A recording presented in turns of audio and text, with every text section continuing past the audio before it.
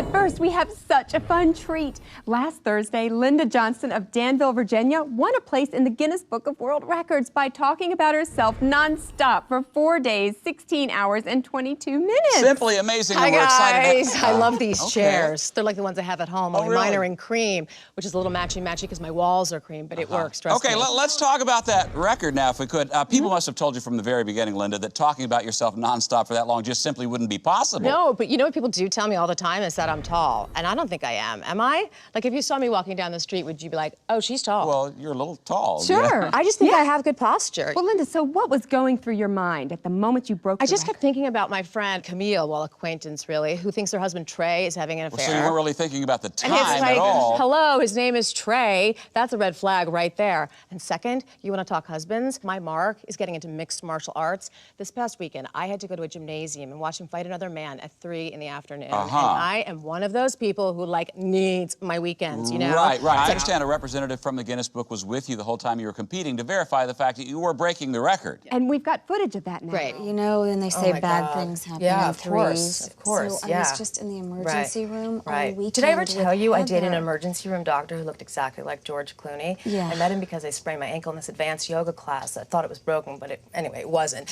He gassed me out right there. Okay, I gotta go because I don't want to be one of those people who's on the phone in line. Ooh, I love grapefruit, but I can't eat it because my stomach can't handle the acidity, which is awful because I love a good grapefruit. I think I'd make a pretty black woman. I remember someone on that line smelled really bad. I can't tell if I'm hot or cold. It's like a sour smell. Ugh, Maybe maybe people don't wash both. properly. They say you can't Not smell even your own possible? stink. That's not true. I shouldn't have had that grapefruit. After I go to the gym, I know I smell, but I don't go to the store. I shower. So Well, now this is exciting. I think we've got some footage of the actual moment when you set the record. Let's take a look. Between you and me, they could use the fear put in them because they've gotten way too comfortable as a choir. God! Oh, God, Linda, I am so sorry. Oh, my God, I don't know what's happening. Oh, wow, congratulations. Still had a lot more to say about that choir, but I was spitting up blood and couldn't talk for a second. Thank you for stopping by this morning, Linda. Thank you. And when we come back, we're going to check in with our real estate guru about Real the ups estate? and What do you need downs to of know? buying swampland. What do you need to know about real estate? My husband's one of the best real estate agents in the Danville area.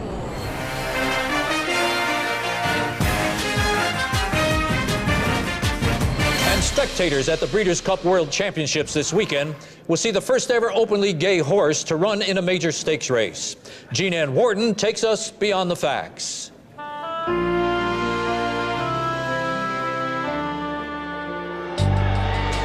Here at Santa Anita Park, many bettors are counting on two-time Beaumont winner Fantastic Feet to take the Breeders' Cup. But it's newcomer Ship's Captain that has everyone talking.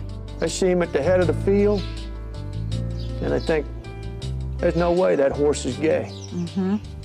But he is. Trainer Gene Harris acknowledged the horse's sexual orientation in last week's Time magazine. He can no more change the fact that he's gay than he can that he has 4 hooves. There have been rumors of gay horses competing since the early days of thoroughbred racing. Flat Tire, Whirlybird, and Nor'easter were widely suspected to be homosexual, while the book Out in the Pasture revealed former Preakness champ Silver Dollar struggled to remain in the closet, going so far as breeding with mares to protect his secret. What were your biggest concerns about Ship's Captain coming out? The other horses. I was worried how they'd react. Would they refuse to ride in the same trailer as him? They buck and snort when we walked in the stable. Gaining the acceptance of other trainers and horses is only part of the battle. While many racing fans are commending Ship's Captain for his bravery, others aren't ready to accept the idea of a gay racehorse. It's getting a bad name on racing. No, I don't think there should be anything like that. I think everything should be natural. It ain't right. I'm worried about all the other horses that are with them, that they're, they have to eat together and they might get horse AIDS or something like that. There's an astonishing amount of ignorance out there. I'll be in a stable with Ship's Captain and I'll hear a jockey say, "That's so gay." And I'll think, I hope he can't understand human language. Despite the horse's high profile, Harris says Ship's Captain's priority is to race, not make a political statement. Ship's Captain is here because he's fast, not because he's gay. There are other gay horses. People go out to a petting farm, there's gay ponies out there that they're petting. There's gay plow horses. This is a part of the world. The latest odds on Ship's captain winning the Breeders' Cup are 16-1, but don't count him out just yet. He's already overcome much greater odds just by being himself. From Beyond the Facts, I'm Ann Wharton. Thanks, Ann. We'll all be watching to see how that gay horse fares.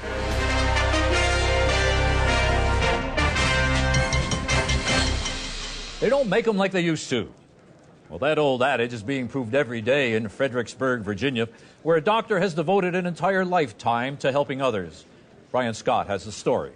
This week, Carl Wainwright will be 100 years old. This can-do senior is still doing what he loves most, performing life-saving surgery on the human brain.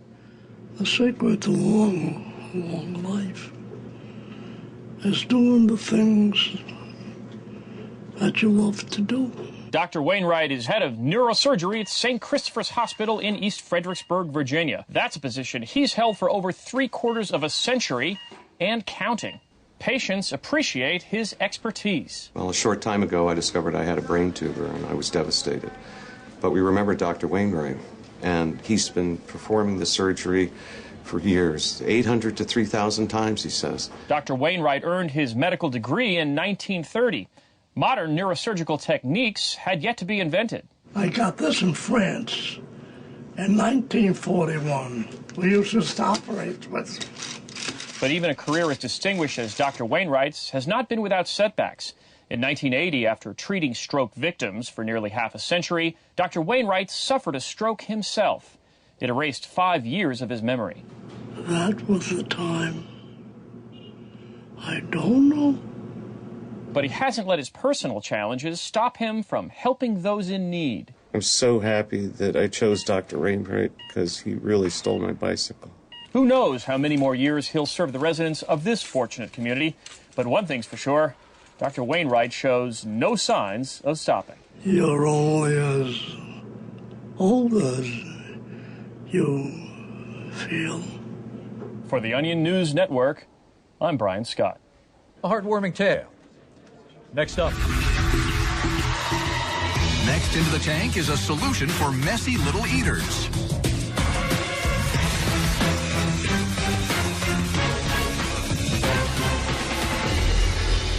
Hi, my name's Lindsay Lorraine and I'm from Parker, Colorado. I am the founder of Easy Peasy. I'm out.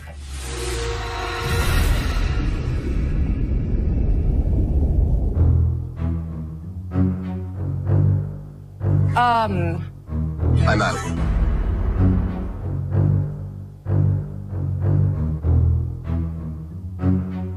I'm out.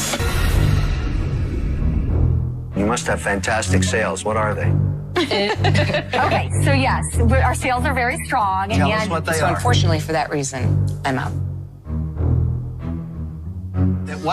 In this calendar year, what are you going to sell? So we've done 85,000 units this year at 1.2 million gross Get sales. the out of here. I'm gonna go back in.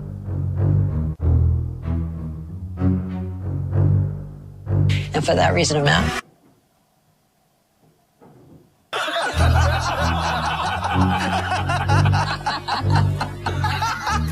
Okay. I'm sorry. You. I'm still out. Thanks for coming. It's the story that's stunning the tech world. Despite his age, 6-year-old data entry prodigy Jeffrey Peters is already entertaining offers from dozens of major temp agencies. Experts say Jeffrey's abilities to sit still and perform mind-numbing tasks in Excel and Word for hours on end rank with a freelance worker 3 times his age. But Jeffrey's mom says that she knew he was special from early on.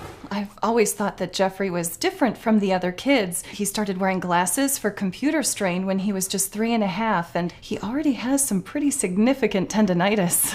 I've always wanted to work at Maverick Recruiting. The data entry whiz is at the center of a bidding war between industry titans like Workforce Solutions and Metropolitan Staffing, both offering lavish perks like starting salaries of up to $15,000 and a cramped cubicle shared with only 2 other temps. The way that Jeffrey never complains about lower back pain and always eats lunch at his desk is astounding for someone his age. And we'll do anything short of giving him benefits or full-time position to get him on our team. Jeffrey's parents say that given the generous offers he's already received, he could be well on the way to affording a dingy, rundown apartment of his own. I'm going to live in a studio and microwave all my meals. Recruiters also noted that Jeffrey is so far ahead of the curve that he could soon start showing actual signs of clinical depression at being stuck in a dead-end temp job for the rest of his life.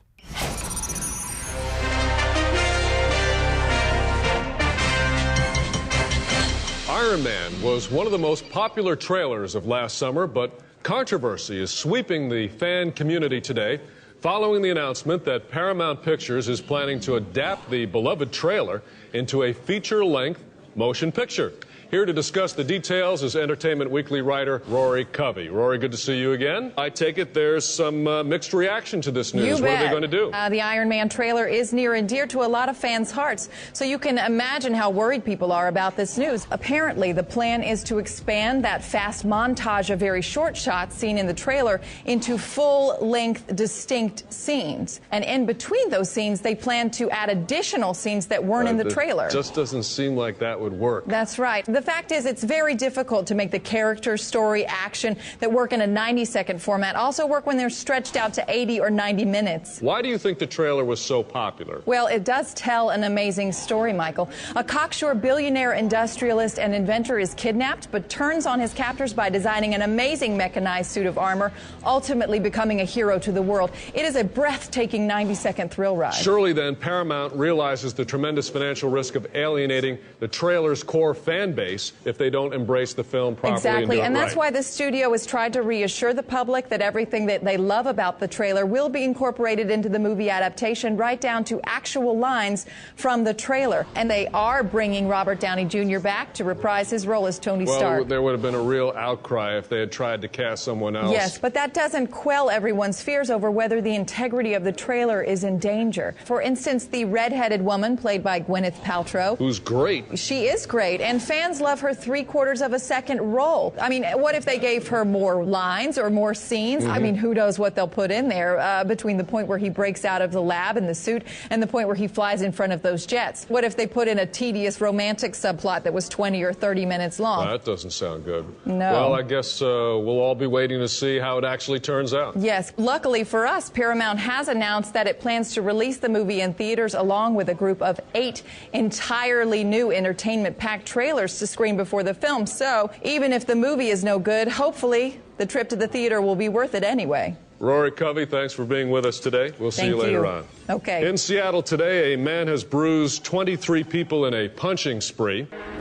Fewer Americans than ever are planning to travel this summer. But what if taking that vacation doesn't turn out to be as expensive as you think? Travel expert Kathy Barnett joins us now with an affordable summer getaway solution, taking a vacation in your mind. Oh, Hi, Kathy. good morning, Hi, Jim. Kathy. Hi, Tracy. So, Kathy, what exactly is a mind vacation? Well, instead of actually taking a trip, you simply close your eyes and imagine you're taking a trip. It's just as good as a traditional vacation, but at a fraction of the cost. So fun. Well, Kathy, we're seeing some photos here of you on some of your mind vacations. Yes. Oh, here I am in Paris last summer.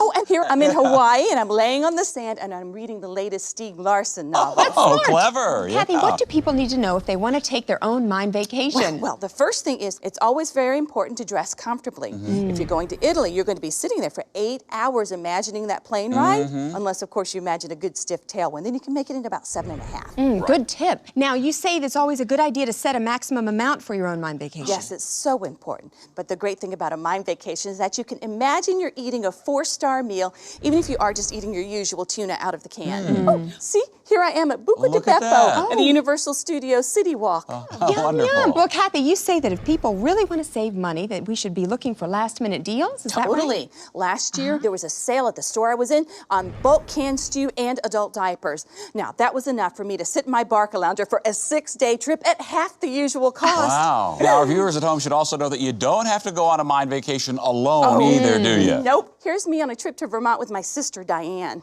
Diane has been sick for a very long time, so it's really good for her to pretend to get out occasionally. Sure. And as long as you're both on the same page with what you're imagining, it'll work out great. Great. Kathy, you also encourage people to use these techniques in their just normal daily lives as well, right? I do. I imagine that I went to a 4-year university, and in my mind, I have the same bachelor degree as everybody else, but none of the debt. Good point. Oh, and I also got married at Buckingham Palace last week. You did. To a wonderful man that I met on a cruise through the Orient. Oh, and look at you now. You're being interviewed on the Today Now morning show. Oh, isn't it wonderful? Yeah. Thank you so much for having me.